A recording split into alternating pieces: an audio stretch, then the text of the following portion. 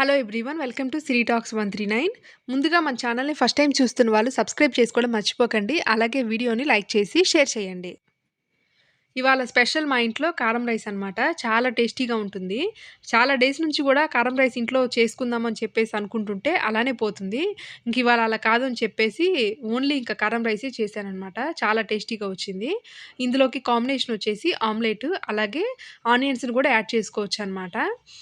ఆమ్లెట్‌కి కూడా నేను పెద్ద ఇంగ్రీడియెంట్స్‌నైతే యాడ్ చేయలేదండి. జస్ట్ ఒక ఆనియను, ఒక చిల్లీ, లైట్‌గా సాల్టు, కొంచెం కారం. ఈ మొత్తానికి కూడా లైట్‌గా ఆయిల్ అప్లై చేసేసి వేసుకున్నాను. ఇవాళ ఆమ్లెట్ కూడా చాలా ఫ్లఫీగా వచ్చింది. బాగా పొంగిందనమాట. అలాగే టేస్ట్ కూడా బాగా అనిపిచ్చింది నాకు.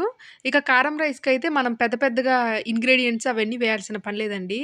జస్ట్ వైట్ రైస్‌ని అప్పటికప్పుడు ఉడికిన వైట్ రైస్ అయితే బావుంటుంది వేడివేడిగా.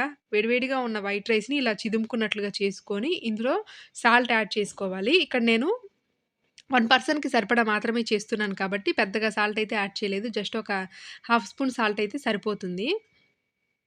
ఇలా సాల్ట్ యాడ్ చేసుకున్న తర్వాత ఇందులో మామూలు కారం కాకుండా గొడ్డు కారం అని చెప్పేసి అమ్ముతారు కదా! అది కొంచెం స్పైసీనెస్ ఎక్కువగా ఉంటుందనమాట. ఫుల్ స్పూన్ యేసుకుంటే ఒకటి సరిపోతుంది. అలా వేసుకున్న తర్వాత అందులో ఒక 2 స్పూన్స్ వరకి శనగ నూనె వేసుకోవాలి. పచ్చిదైనా పర్లేదు, కాగబెట్టిన నూనె అయినా పర్లేదనమాట. ఇంక నేను పచ్చిదెందుకులే అని చెప్పేసి కొంచెం హీట్ అయినటువంటి సన్‌ఫ్లవర్ ఆయిల్‌ని యాడ్ చేసుకున్నాను ఇందులో. ఇలా యాడ్ చేసుకున్న తర్వాత మొత్తాన్ని కూడా బాగా కలుపుకోవాలి. చాలా టేస్టీగా వస్తుందనమాట. ఇలా అప్పటికప్పుడు తినేస్తూ ఉంటే అలా కరిగిపోతూ ఉంటుంది. అంత టేస్టీగా ఉంటుంది. మీరు కారం తక్కువ తినేవాళ్ళయినట్లయితే 1 స్పూన్ కాకుండా హాఫ్ స్పూన్ వరకు వేసుకోండి.